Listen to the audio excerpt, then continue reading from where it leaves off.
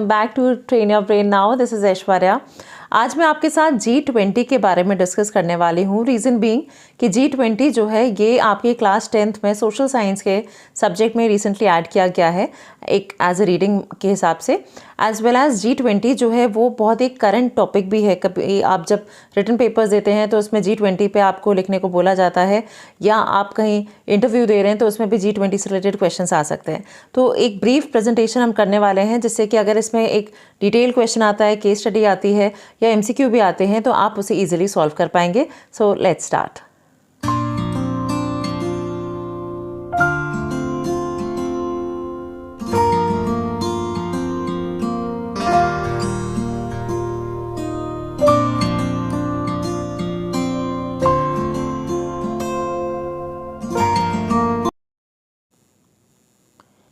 So we going to start. सबसे पहले आप देख सकते हो यहाँ पे हमें G20 के बारे में एक जनरल डिस्कशन सा किया हुआ है स्टार्टिंग में। तो उन्होंने बोला कंट्रीज़ के बीच में बहुत बार पीस, डेवलपमेंट, स्ट्रेंथनिंग रिलेशनशिप के लिए आपस में कंट्रीज़ आते हैं, तो उसके लिए एक UNO करके जो ऑर्गेनाइजेशन है उसको बनाया गया था। अब हम वाई से आगे पढ़ेंगे। Why do countries come together to form an organisation? Do they have a common cause और इंटरेस्ट? या तो कोई खास बात है, कोई रीज़न है जिसकी वजह से कंट्रीज़ आपस में एक दूसरे से बात करते हैं। So yes, if you have guessed it, you are absolutely right. They come together for a common cause and mutual benefit. Naturally, दो कंट्री अगर आपस में कोई डिस्कशन कर रहे हैं तो उसमें दोनों ही कंट्री का कुछ ना कुछ एक दूसरे से बेनिफिट होगा, तभी वो आते हैं, अंडरस्टैंडिंग के लिए आ रहे हैं, and to make the world a better place to live in. You must have learned about the non alignment movement. Non align movement आपको पता होगा 1961 में आया था, और ये डेवलपिंग कंट्रीज़ के बीच में एक क्रूशल रोल बनाने के लिए, जिससे कि वो जो डीकोलोनाइजेशन करने के लिए था एंड एक तरह से इंडिपेंडेंट स्टेट्स जो स्टार्ट हो उसके लिए बनाया गया था। और ये 120 कंट्रीज़ का फोरम था। सो जो नाम था दैट इज़ आपका नॉन अलाइन मूवमेंट, ये स्टार्ट किया गया था। इसी तरह से South Asian Association of Regional Corporation, full forms आपको पता होने चाहिए। South Asian Association of Regional Corporation ये स्टार्ट किया गया था। और ये क्या है? This is basically an inter governmental organisation. और इसमें है कि ये जियो पॉलिटिकल यूनियन है of states of South Asia है। साउथ एशिया के जो कंट्रीज़ हैं उनको जियो पॉलिटिकल मतलब नेचुरली जो जोग्राफिकली और पॉलिटिकली आसपास हैं उन कंट्रीज़ का बनाया गया था। और ये बना था 8 दिसंबर 1985 को। ये आपको पता होना चाहिए, 8 दिसंबर 1985 को बनाया गया था, जिससे कि इन कंट्रीज़ के बीच में, जो सार्क की कंट्रीज़ हैं उनके बीच में इकोनॉमिक डेवलपमेंट और रीजनल कॉपरेशन हो सके। और इसके हेडक्वार्टर्स जो हैं वो आपको नेपाल काठमांडू में मिलेंगे। अच्छा, आगे वो बताते हैं कि एक यूरोपियन यूनियन भी बनाया गया। ये आपको पता ही होगा, रिसेंटली यूरोपियन यूनियन के बारे में आपने सुना होगा। ये बेसिक क्या है? ये सुपर नेशनल है। तो सुपर नेशनल मतलब होता है कि एक ही कंट्री के आसपास के जो कंट्रीज़ हैं, तो यूरोप के जितने भी अपने छोटे छोटे उनकी कंट्रीज़ हैं उन सबको मिला के इन्होंने ये यूरोपियन यूनियन बनाया, जिसमें कि पॉलिटिकल और इकोनॉमिक यूनियन है। और इसमें 25 स्टेट्स हैं, ओके, और यूरोप की ही हैं वो। और सबसे खास बात जो मैं आपको यहाँ पे बताऊँ कि जो HDI है, that is human development index of, ये आपके यूरोपियन यूनियन के जो स्टेट्स हैं इन सबकी बहुत ज़्यादा है, एक्सेप्ट बुल्गारिया। बुल्गारिया की कम है, बाकी सबके जो ह्यूमन डेवलपमेंट इंडेक्स है, जिसके बारे में बात भी करते हैं सोशल साइंस में, वो इसकी सबसे ज़्यादा है। अच्छा, EU बनाया क्यों गया था? यूरोपियन यूनियन बनाने का रीज़न ये था कि इसमें इंटरनली इनके पास एक सिंगल मार्केट होगा, आराम से इनकी जो ट्रेड है वो पॉसिबल हो पाएगा। एक स्टैंडर्ड लीगल फ्रेमवर्क है जो कि कंट्रीज़ आपस में उसे फॉलो करते हैं। तो इससे इनका जो ट्रेड और कॉमर्स है और लीगल फ्रेमवर्क को एक सा ही बनाना के लिए, जिससे ईजिली आपस में इंट्रैक्शंस हो सके और ट्रेड हो सके। अब आगे बताते हैं कि group of 20 known as G20 is a forum for international economic corporation. तो ये क्यों बनाया गया था? जिससे कि आपस में जो हमारी कंट्रीज़ हैं उनके बीच में एक अच्छा सा एक फोरम बनाया गया, so that all these countries can come together. फिर India has assumed its presidency on 1st December 2022 and will hold it till 30th November 2023. अब प्रेसिडेंसी का मतलब क्या है कि वो लीड करेगा और होस्ट करेगा। सो इसमें जितने भी नेशंस हैं वो लीड करते हैं, होस्ट करते हैं। और इंडिया से पहले ये इंडोनेशिया ने किया था, और अब 2024 में ये ब्राज़ील करने वाला है। तो आप ब्राज़ील का भी इसमें जो लोगो है वो आप चेक कर सकते हो। G20 की अपनी जो साइट है उस पर आप इसे चेक कर सकते हो। अच्छा, डेट आपको पता होनी चाहिए कि ये 30 नवंबर 2023 तक है। फिर it is a proud moment for all in India as citizens and for the countries in Asia and Africa and also for other countries for India. अच्छा, अफ्रीका की बात क्यों हो रही है? क्योंकि अभी रिसेंटली इसमें आपने अफ्रीकन नेशन को भी ऐड किया हुआ है, तो 21st कंट्री जो है वो है। अच्छा, it is also apt that India held the G20 as India is the fountainhead of democracy as the first republic of the world originated in the ancient India. अब यहाँ पे कुछ टर्म्स आ जाते हैं। पहले उसने बोला कि जो G20 प्रेसिडेंसी है वो इंडिया के लिए एक crucial period of time in history में ये चीज़ हमें मिली है। इसका हम ऐसे क्यों बोल रहे हैं, बिकॉज इंडिया के लिए ये काफ़ी एक इम्पॉर्टेंट टॉपिक है, एक इम्पॉर्टेंट एंट्री है, काफ़ी अच्छी चीज़ है इंडिया के लिए, बिकॉज हम एक ग्लोबल एजेंडा में चीज़ों को, एक जो कि प्रेसिंग इश्यूज़ हैं उनके बारे में बात करने वाले हैं एक इंटरनेशनल स्पेस में।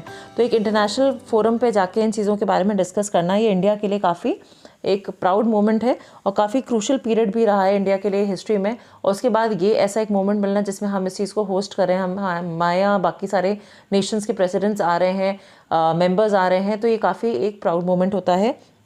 मोरओवर उसने बोला कि India heads the G20 as India as a fountain head, मतलब ओरिजिन सोर्स। फाउंटेन हेड का मतलब होता है किसी भी चीज़ का स्टार्ट करना।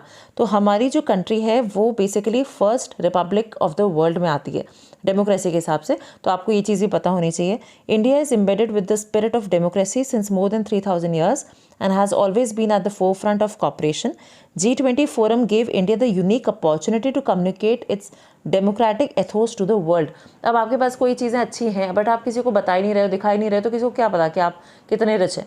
इसी तरह से जब G20 समिट इंडिया ने होस्ट करा तो आपको पता ही होगा, आप सबने इन चीज़ों को देखा है टीवी पे, न्यूज़ पे एंड अपने फ़ोन्स में आपने इन चीज़ों को फॉलो किया होगा कि बहुत सारे हमारे यहाँ जो सिटीज़ थे उनको काफ़ी अच्छी तरह से मैनेज किया गया so that people who are coming here वो इंडिया की जो डाइवर्सिटी है उसको भी मेक आउट कर पाएँ, उसको भी देख पाएँ, उसको भी समझ पाएँ। इट्स नॉट जस्ट कि आपने एक एजेंडा रखा और उनको डिस्कशन किया एंड पीपल गो। आपने कल्चरल इवेंट्स भी रखे थे, उन लोगों को अलग अलग जगह पे ले जाया गया so that they can see and feel the culture and history of India. Okay, the G20 was founded in 1999 after the Asian financial crisis.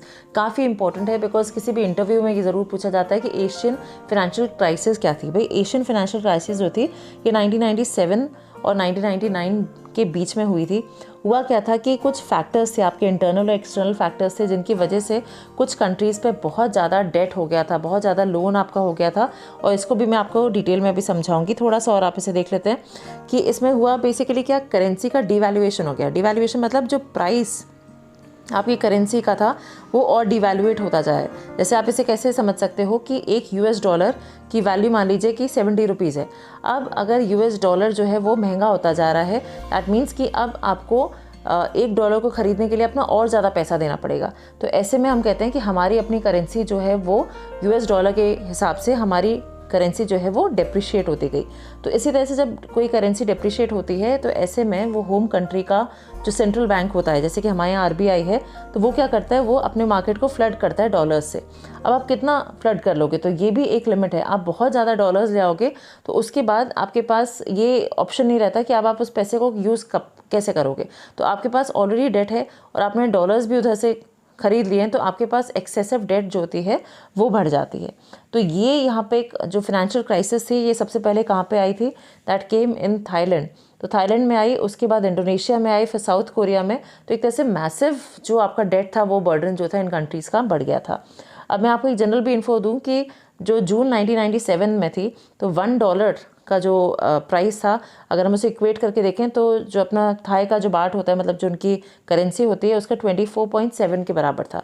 और फिर नेक्स्ट ईयर मतलब जुलाई 1998 में ये 41 हो गया, तो ऑलमोस्ट डबल हो गया था। तो इस तरह से आपकी जो करेंसी का वैल्यूएशन था वो डिक्रीज़ होता जा रहा था। तो काफ़ी हर कंट्री को ऐसे में प्रॉब्लम्स हो रही थी, लॉसेस हो रहे थे। तो अब क्या किया गया कि जैसे ही फाइनेंशियल क्राइसिस हो रही थी तो इसकी वजह से एक फोरम बनाया गया जहाँ पे कि finance ministers and central bank governors to discuss global economic and financial issues. तो हुआ क्या था, 7 देशों के जो फाइनेंस मिनिस्टर्स थे और सेंट्रल बैंक के गवर्नर्स थे, इन लोगों ने मिलके ये जो आपका G20 था इसको इस्टेब्लिश किया था।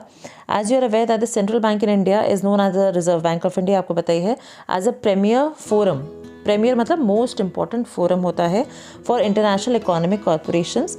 G20 plays a vital role in shaping and strengthening global architecture and governance. ये 2 वर्ड आपको याद रखने हैं, global architecture and governance. Global architecture and governance पे हमारा G20 जो है काम करता है।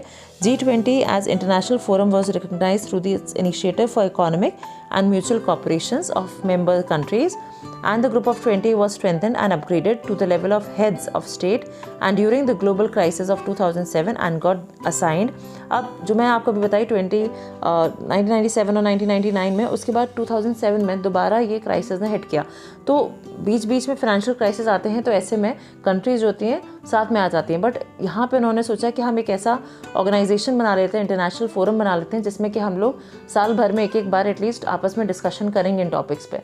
तो इसमें जो 20 नेशंस हैं, ये सभी लोग रोटेटिंग बेसिस से ये इन मीटिंग्स को हेल्ड अप करते हैं, हेल्ड करा जाता है इनकी बेस में। तो इसे हम कहते हैं रोटेटिंग प्रेसिडेंसी होती है, एनुअली होती है इसमें। और इस बार का जो प्रेसिडेंसी थी 2023 की, ये इंडिया के पास आई थी, और जैसे मैंने आपको बताया 2024 की विल बी विद ब्राज़ील। अच्छा, एक और चीज़ मैं आपको समझा दूँ, जो कि जो G20 है वो वर्क कैसे करता है। तो उसके पास 2 पैरेलल ट्रैक्स हैं, okay. One is your finance track और दूसरा होता है Sherpa track. Sherpa track basically हमने ये वर्ड भी इम्बाइब किया है फ्रॉम दी हिमालयाज़। तो जो नेपालीज़ होते हैं उनमें शर्पा एक ट्राइब है, उससे ये नाम को लिया गया है। और जो पहला वाला मैंने आपको बताया दैट इज़ फाइनेंस ट्रैक। इसमें क्या होता है, जो फाइनेंस मिनिस्टर्स हैं या सेंट्रल बैंक के गवर्नर्स हैं, ये लोग मिलके टॉपिक्स पे जो आपके इस समय इशूज़ होते हैं उनके बारे में डिस्कशन करते हैं। तो इसको हमने एक premier forum for international economic corporation बोला है। ये आपके लिए हो सकता है MCQ में आ जाए। तो this makes G20 an international organisation for economic corporation among its member countries. अब पूछा जाता है G20 मेंबर्स कौन है। तो इसको लर्न करने के लिए मैंने आपको एक शॉर्ट में भी पूरा एक अच्छा सा कोड बताया था, वही आप लर्न कर सकते हो। You can say Guruji I am अब CS फिट। तो G से आप कर सकते हो जर्मनी, U से आप USA ले सकते हैं, देन R से आप रशिया ले सकते हो। इस तरह से आप पूरे ही कोड को आप इसमें हमारे ट्रेन योर ब्रेन चैनल में आपको शॉर्ट मिल जाएगा, उससे आप इस चीज़ को पढ़ सकते हो। आपके सारे जो कंट्रीज़ हैं वो आप लर्न कर सकते हो। आगे बढ़ते हैं। The countries are from across the world and these members represent about 85% of the global GDP। ये याद रखना है आपको कि GDP का 85% इन सारी कंट्रीज से आ रहा है, ठीक है। GDP का 85% इन सारी कंट्रीज से, ग्लोबल ट्रेड का 75%, GDP का 85, ग्लोबल ट्रेड का 75 and 2/3 of the world population. पूरे अगर हम वर्ल्ड को देखें तो उसका 2/3 पॉपुलेशन जो है वो हमारा G20 का मेंबर है। अगर हम पूरे ग्लोबल GDP की बात करें तो उसमें से 85% जो है वो G20 का है। अगर हम पूरे ग्लोबल ट्रेड की बात करें तो 75% जो है वो हमारे G20 के नेशन से ही बना है। तो एक तरह से ये बहुत ही बड़ा ऑर्गेनाइजेशन है। This is why G20 is an important organisation for current economic, political, socio cultural, हर तरह की प्रॉब्लम्स, पैसे से रिलेटेड, पॉलिटिक्स की है, सोशो कल्चरल है, कल्चरल से रिलेटेड है। Every country endeavors to enable themselves to economic develop and be self sustaining country। अब हर कंट्री चाहता है कि वो आपस में सस्टेन भी करे, आपस में एक सस्टेनेबल डेवलपमेंट भी हो और इकोनॉमिक डेवलपमेंट भी हो। तो इसके लिए बहुत बार ज़रूरी होता है कि आप कंट्रीज़ आपस में बातचीत करें, कल्चरल एक्सचेंजेस हो, ट्रेड हो और इकोनॉमी भी आपकी जो है वो अच्छी चले। तो इसके लिए आपको एक ऑर्गेनाइजेशन बनाने की ज़रूरत पड़ी। अब हम बात करते हैं G20 का लोगो, जो मैं आपको बता रही थी। इस बार का जो लोगो था आप लोगों ने देखा ही होगा कि ये जैसे आप यहाँ पे भी देख सकते हैं, वर्ल्ड है, नीचे लोटस है एंड G लिखा है, 2 लिखा हुआ है, भारत लिखा है और फिर इंडिया भी लिखा है, ओके। भारत इंडिया हिंदी में लिखा है, इंडिया आपके पास इंग्लिश में लिखा हुआ है। और आप देख सकते हो G और 2 जो है प्लस जो लोटस है वो हमारे जो फ्लैग के कलर्स हैं उन्हीं से मैच करके बनाया है। इसको समझने की कोशिश करते हैं।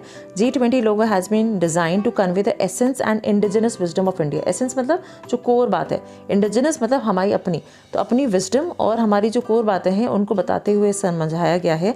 You can see below it depicts the over arching vision of human existence, वसुधैव कुटुंबकम, मतलब कि the world is one family. वसुधैव कुटुंबकम आपने सुना ही होगा कि हम सब लोग एक ही फैमिली का हिस्सा हैं। G20 की अपनी वेबसाइट भी लॉन्च करी है ऑनरेबल प्राइम मिनिस्टर जी ने, श्री नरेंद्र मोदी जी ने, और इसको आप ज़रूर देख सकते हो। मैंने भी रिसेंटली इसे चेक किया था, बहुत अच्छी वेबसाइट है। व्हेनेवर यू हैव टाइम आप ज़रूर से देखिएगा। The G20 logo has drawn inspiration. इससे पहले आप ऊपर ज़रूर देख लें कि प्रीवियस प्रेसिडेंसी किसकी थी, इंडोनेशिया की। नेक्स्ट प्रेसिडेंसी किसकी होगी, ब्राज़ील की। Okay, the G20 logo has drawn its inspiration from the vibrant colours of India's national flag. कौन से हैं, saffron, white and green and blue, ये चारों कलर्स आप यहाँ पे देख सकते हो।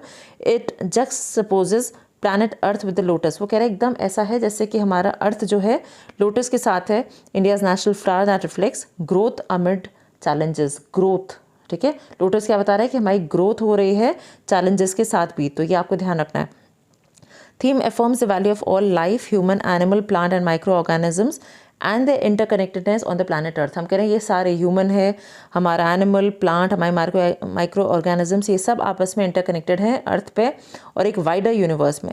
Further logo as you can see has G and 2 written with Earth in place of 0 on the lotus, our national flower. Under this it is written Bharat, जैसे मैंने आपको बताया इसमें जो महा उपनिषद है उसमें से वसुदेव कुटुंबकम वर्ड को लिया गया है. One earth, one family, one future. Okay, एक धरती है, एक फैमिली है, एक ही हमारा फ्यूचर है, एक ही हमारा भविष्य है. फिर से बता रहे हैं, एक धरती, एक ही परिवार और एक ही फ्यूचर. ओके, तो इससे आपको याद रखना है, ये इसका जो it illustrates India's message to the world that the world is one family. तो ये भी आप प्लीज़ ध्यान रखिए. उसने कह दिया the world is one big family and so एक और लाइन आगे, तो वो वाला नहीं, the world is one family. The need to live together and living with others. The G20 theme underscores the need for peaceful coexistence and mutual care. तो वो कह रहे हैं आपस में एक दूसरे कंट्री का ध्यान भी रखना है. Okay, this makes the countries and people of the world understand and realize the importance of making a world a better place. अच्छा, अब आते हैं G20 के एजेंडा. क्या चीज़ें भाई, ये सारे कंट्रीज़ आपस में आएंगे, बैठेंगे तो क्या बात करेंगे. तो इनके एजेंडाज होते हैं, एजेंडाज पहले से बनाए जाते हैं कि हम किन किन चीज़ों पे कहाँ क्या क्या चर्चाएँ होंगी. तो जैसे ट्रेड है, ओके, क्लाइमेटिक चेंज है, क्लाइमेट चेंज भी बहुत एक इंपॉर्टेंट एस्पेक्ट है. सस्टेनेबल डेवलपमेंट, आगे तक के लिए डेवलपमेंट कंटिन्यू करना है. Health, agriculture, energy, environment, anti corruption, इनको भी आप लर्न कर सकते हो. So trade, climate, okay, sustainable development, health, agriculture, energy, environment and anti corruption, इन सब चीज़ों पर डिस्कशंस किया जाता है. अच्छा, इसी कोर्स ने ऐसे आपको बना के दे दिया, आप इनसे भी इन्हें लर्न कर सकते हो. अब एजेंडा कैसे बनता है, जो मैंने आपको पहले बताया, 2 पैरेलल ट्रैक्स होते हैं, finance track and the Sherpa track. The finance ministers and central bank governors held the finance track, और शर्पा ट्रैक जो होता है वो Sherpa track after finance track के बाद ही ये लोग इसे लीड करते हैं. शर्पा कौन है, वो एक रिप्रेजेंटेटिव है, हेड का, स्टेट का, और head of the government who prepares an international summit. The name is derive from the Sherpa people, a Nepalese ethnic community जो कि सर्व करते हैं हिमालयाज़ में, वहाँ से ये नाम आया, ये भी आपको पता ही है. वैसे within the 2 tracks there are thematically oriented working groups. दोनों ही ट्रैक्स मतलब एक वर्किंग वेज बनाए हैं. तो ये वाला जो फाइनेंस की तरफ काम करता है और ये वाले पूरे एग्जीक्यूशन में काम करते हैं शर्पा. तो इस तरह से दोनों ही वर्किंग ग्रुप्स आपके चलते हैं. These working groups meet regularly through the term of each presidency. हर प्रेसिडेंसी पे ये दोनों ही आपके जो वर्किंग ग्रुप्स हैं आते हैं, मिलते हैं, बातचीत होती है, काम होता है. The sherpas oversee negotiations over the course of year, discussing agendas, summit कैसे कोऑर्डिनेट करना है, सारा काम जो होता है ये शर्पाज देखते हैं. आगे आते हैं life style for environment. One of the theme in the G20 agenda is the concept of life. क्या है, lifestyle for environment with the aim of living harmony with the nature for a sustainable living. इसमें main आपको ध्यान रखना है कि G20 agenda में sustainable living या लाइफ के ऊपर भी बात करी गई है. The idea was annunciated by our prime minister Shri Narendra Modi at Glasgow. Okay, Glasgow जो है वो स्कॉटलैंड में है, तो वहाँ की कॉन्फ्रेंस में ये चीज़ करी गई थी. We are aware that the environmental degradation is affecting our lives of people in every region. So life envisages a way of living with respecting nature and other organisms coexist with us, the human, for a greener and cleaner earth. So what are the G20 initiatives and activities, क्या क्या होती हैं इसमें, आप second paragraph पे directly आ सकते हैं. The G20 में government of India has initiated many activities events across the country during its presidency. A key element will be taking the G20 closer to the public and making it truly people's G20. ये चीज़ आपने महसूस भी करी होगी आपके, अगर आप जिन cities में ये G20 की प्रेसिडेंसीज़ को हेल्ड किया गया था इंडिया में, तो आपने नोटिस किया होगा बहुत लार्ज स्केल पे इन चीज़ों को, सारी चीज़ों को कवर किया गया था, क्लीन किया गया था, प्रेजेंट किया गया था. बहुत सारे लोग उन चीज़ों में अरेंजमेंट्स में लगे हुए थे. तो एक पीपल G20, जब आप भी उन चीज़ों में जुड़ जाते हैं तो आपके भी एफर्ट्स उसमें दिखते हैं. तो ये सिर्फ एक पॉलिटिकल मूव नहीं था कि कुछ लोगों ने किया, बट हर कोई इन चीज़ों में आगे बढ़ बढ़ के काम कर रहे थे. तो ये पूरे हमारे देश का एक ऐसा टाइम था जिसमें कि सब लोगों ने मिलकर काम किया, तो हम इसे पीपल्स G20 कह रहे हैं. To realise this citizen engagement and large scale public participation through various Jan Bhagidari activities are planned through the year. India will host over 200 meetings in over 50 cities across 32 different work streams. ये सारी चीज़ें हो चुकी हैं, तो आप इसे easily समझ सकते हैं. 200 से ऊपर मीटिंग्स हुई हैं, 50 से ऊपर सिटीज़ में हुई थी, और 32 different work streams, and would have the opportunity to offer G20 delegates and guests a glimpse of India's rich cultural heritage and provide them with a unique Indian experience. The Hornbill Festival held in Kohima during December 2022, when India took the presidency of G20, featured a special focus on G20. तो ये भी आप थोड़ा सा याद रखिएगा कि hornbill festival जो कोहिमा में हुआ था दिसंबर 2022 में, उसमें इस चीज़ को दर्शाया गया था कि हमें G20 की प्रेसिडेंसीशिप जो है वो मिल गया है. 100 monuments, including some UNESCO World Heritage Sites, were illuminated, and citizens were invited to join a selfie campaign on My Government around these illuminated monuments. अच्छा, ये आप थोड़ा सा प्लीज़ देख लें, ये कंट्रीज़ आपको लर्न होने चाहिए, that Bangladesh, Egypt, Mauritius, Netherlands, then we have Nigeria, Oman, Singapore, Spain and UAE. ये जो कंट्रीज़ हैं ये बेसिकली हमारे आप देख सकते हैं, इनको हम गेस्ट कंट्रीज़ बोलते हैं। तो ये भी यहाँ पर इन मीटिंग्स को अटेंड करते हैं।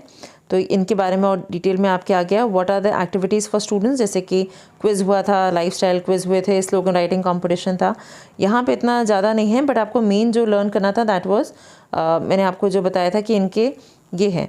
Okay, so this is the various spheres जहाँ पे एजेंडाज जिन पे हम काम करते हैं। देन लोगों के बारे में आप अच्छे तरह से पढ़ सकते हैं। And that's all for you. Thank you so much for watching. Take care.